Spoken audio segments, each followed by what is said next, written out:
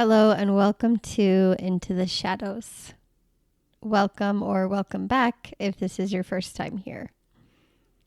This is a podcast for deep dream work, feminine wisdom, and a space where you get to explore the deeper parts of yourself. Today's episode is titled My Stolen Voice. And this episode goes straight to the heart of why I started this podcast.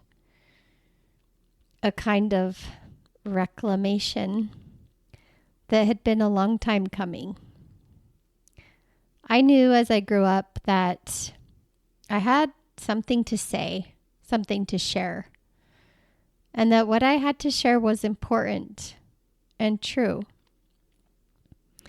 It took me several decades to figure out how to do that. Deep down, as I grew up in a dysfunctional family, I could always see the dysfunction, but I didn't know how to navigate it. But I knew that what I felt wasn't okay. But when you're gaslit your whole life, you really start to question yourself and everything you do. I mean, you question your own sanity. Because when you're the only one who wants to see the truth, it can feel so incredibly lonely and extremely isolating. This was before the internet. Before I could Google, is my family abusive? Back when I would abandon myself so I wouldn't be abandoned by others. Those were the days that I lost my voice. I lost my truth. And I had no discernment. I questioned everything that I did. I had a lot of self-doubt, and I didn't trust myself. And I'd like to just take a moment to dedicate this podcast to her, my younger self, to the girl who kept going. The girl who couldn't speak her truth is now the woman who's sharing her truth with a mic. Still very much scared, still shaky, but choosing to speak anyway. Even when it goes against every fiber of my being and my nervous system. So this episode is to the woman that I am becoming. Awkwardly leaping and taking one step in front of the other. I just want to say that I'm proud of you. You fought a good fight and you're finally realizing what it feels like to come home to yourself. The goofy, awkward woman that you were always meant to be. The one who, for a good half of her life, forgot that she was free. This stirs a deeper question. What is our personal truth? Really? Because someone can claim something and say that's their truth. But if it's rooted in unprocessed pain or unconscious beliefs, is it actually truth or just a trauma story? I believe, and my dreams have shown me, that our truth comes forward when we protect what's sacred. And the hint here is that's you. Truth emerges from our being when we finally decide to love ourselves, protect ourselves, and stand up for ourselves. In my last episode, I talked about a peyote ceremony. And that peyote ceremony deeply connects to what I'm sharing here today around standing in your truth and be unwavering in your discernment so that you can set your voice free. When I was younger, I noticed that my family members would talk at each other, not to each other. No one was really listening. And I remember thinking, I don't want to be that kind of person who just talks at people. And I used to do it too. But in that moment, I noticed how nobody was listening. So I started to practice. I so desperately wanted to talk over people and interrupt them and keep saying the things I wanted to say just in an effort to be heard. But as I practiced and I slowed down and let people finish what they were saying,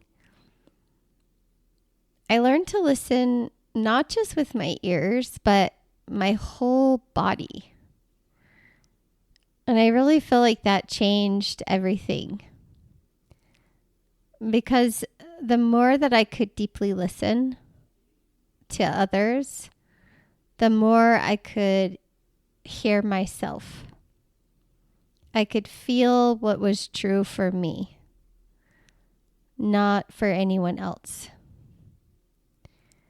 And when you can feel your truth, you can start choosing self-love because you're able to set boundaries for yourself. Not in a way of pushing people away, but to stand in your truth, your discernment. It reminds me of a story of doing ayahuasca. And, at this point on my podcast, I haven't spoken a lot to plant medicine, but I would love to, as time goes on, I would love to share the experiences that I've had. And, there's a lot out there around positive and negative experiences of plant medicine. And there's so much in context that matters when you are deciding to go that route. But when it's done in a sacred space and done with integration, it's an incredible healing tool that can give you glimpses into your trauma, into the things that you can't quite see through your egoic view. So this story comes to mind, and it has a lot to do with my childhood and feeling how I, didn't get to feel the kind of joy that a lot of children get to feel in childhood. But the first time I did ayahuasca, I had a really cool experience. I remember being super scared when the medicine hit and feeling my heart kind of beat out of my chest. And I remember I had so much fear. And ayahuasca is known in the Amazon as grandmother. So that's the way that I will refer to her here. But I heard in my mind, surrender your mind. Now, not knowing how to do this, it became just a conscious choice. Okay, I said I surrender. And I remember my consciousness was being blasted into this outer space between two cement pillars. And there was light. And it was really fast. It was extremely galactic. But it felt as if I was flying through timelines with this glimmer of light shining through this concrete. And suddenly, as fast as I blasted off, I stopped. And I landed in this galactic cosmic room. And I knew that it was a place of infinite possibilities. The saying, the world is your oyster, that was extremely true here. I just started giggling, and it was amazing. And I don't think I'd ever felt that joy. I felt like I was a child again. I could grab anything I wanted, and I was free to create, to play. I felt like I could paint the world with my fingertips. And I laughed a lot because I'd never felt that way before. And I put this here because ayahuasca gave me a vision of this childlike wonder that I'd never felt to this extent before. Because growing up, joy wasn't safe. Not in a Mormon patriarchal home with narcissistic parents and some narcissistic sisters. Joy made me a target, and play made me dangerous. So I learned to keep to myself, to play small, to play alone, to shrink, and to really disappear. Because if I shined too bright, I knew I'd be exiled. Or even worse, I'd die. So I stayed small. In the family role systems growing up, I was the lost child. The one who always gave up her seat to someone else. The one who let her little sister always have her way. The one who kept the peace while my older sister did drugs, had sex, and dropped out. I was the good girl, the one who held it all together, the one who never made a peep. But as I got older and I left my family of origin, the more that I spoke out around the dysfunction that I saw in my family. And my passive, quiet role of disappearing and being the lost child turned into the role of the family scapegoat. And for those of you who don't know, the scapegoat is someone who is singled out in their family of origin and blamed for the problems in the family. So rather than the family looking at themselves, they instead point the finger at the family scapegoat. And this allows them to carry on their dysfunctional patterns without changing. They pretend that they are all right while the scapegoat is all wrong. The origin of the word scapegoat actually comes from the Bible. And the way it's mentioned in there is a living sacrifice. It mentions that the only purpose of the scapegoat is to bear the burdens that are not its own. which I have a really cool dream that I'll share about that later on.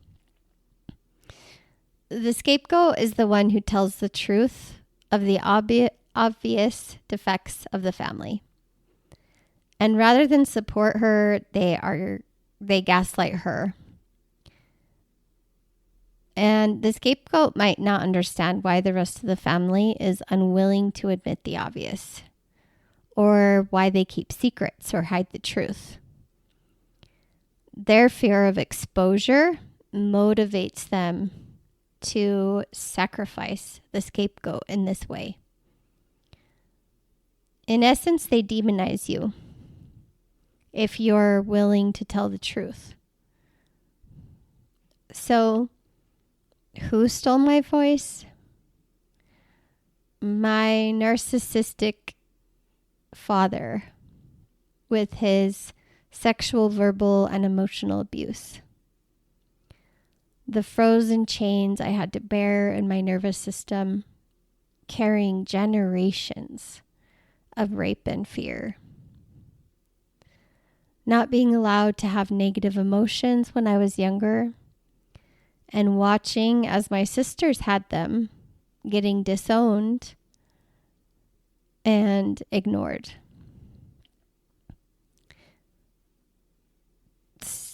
Who stole my voice? My codependent and narcissistic sisters. I come from a Mormon family and I have 5 sisters. Some who already played small and are codependent and take on the role of self-sacrifice. And the others, the narcissistic ones, they take pleasure in stealing my voice. They didn't want me to have one. They shamed me. They gaslit me. And they kept me playing small.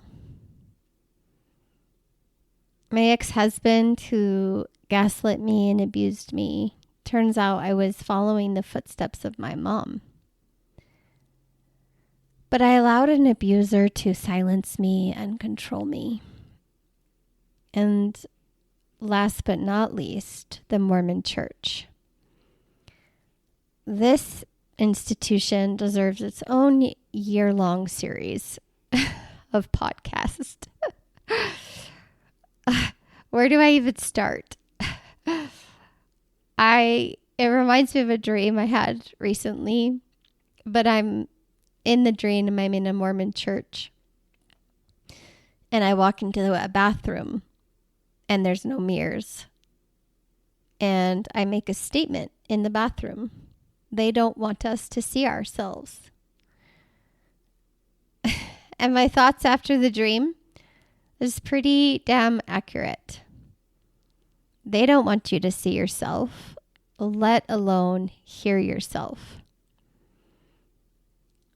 The Mormon patriarchy is the dipshittery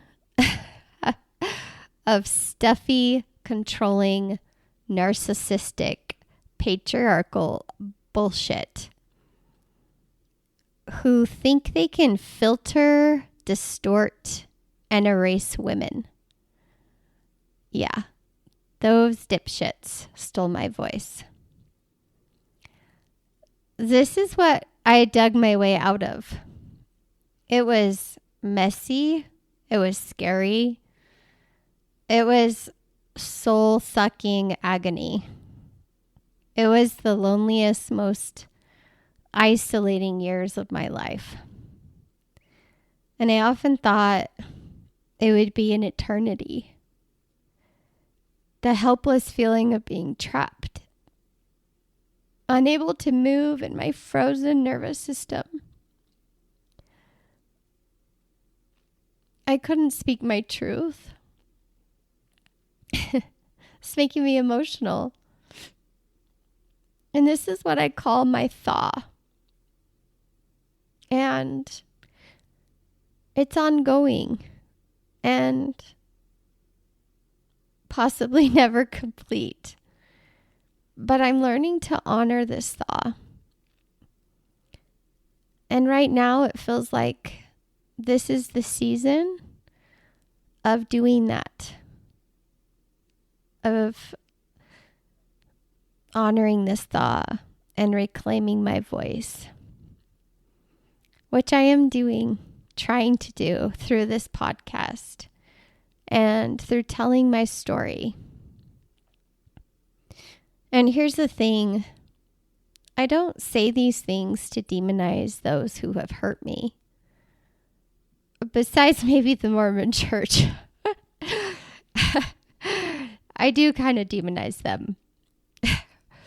But the others, my sisters, my ex, my dad, they, just like me, have their trauma too. This is intergenerational trauma, the kind that keeps repeating itself until someone says no more. And that's not to excuse their abuse, but to shed light that these abusers deep down are deeply traumatized and wounded. I do think everyone has a choice in what they do with their pain. We have a choice if we project it outwards onto other people, or if we turn that around and face our shame. So returning to my truth and my fire, despite if anyone accepts it or approves, it has brought back a kind of sacred fire to my life. And I'm getting my voice back. One shaky, awkward podcast at a time. And it's my hope that by telling you my story and sharing that for most of my life, I didn't know I had a voice. I didn't even know that my voice mattered. I hope that you're able to find the courage to speak your own truth and find your own inner fire. I'm getting my voice back. And maybe that's what this whole podcast is. A reclamation. Not just for me, but for every woman who's been told to be quiet, who's been frozen in fear, who forgot that her voice is sacred, that her joy is sacred, and that her body, her yes, her no are all sacred. Thank you for listening today and for being here. This one was raw for me, and I hope you join me in the next one. Bye-bye.